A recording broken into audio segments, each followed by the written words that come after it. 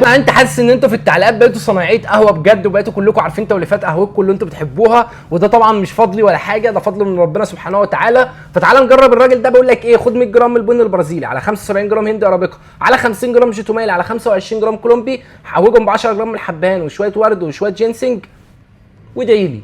انا كده كده ادعي لك، لان التوليفه دي انا عارف انها تطلع خطيره. بس تعالى برضك نعملها ونجربها مع بعض. 100 جرام من البن البرازيلي.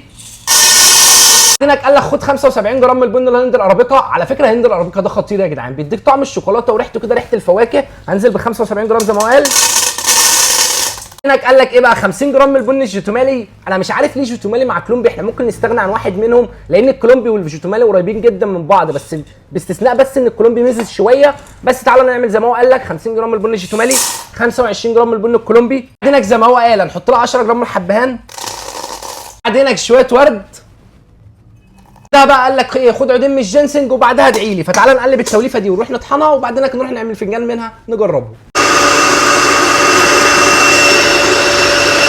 يلا هناخد معلقتين، انا بحب القهوه تقيله بصراحه، فهاخد معلقتين كبار، وبعدين احط مقدار الميه على حسب الكنكه بتاعتك، وبعدين هدي لها تقليبه بره النار، وبعدين هشغل النار بتاعتي وهنزل بالكنكه بتاعتي وازود الكنكه وادي لها تقليبه كمان، وارجع لكم لما تستوي.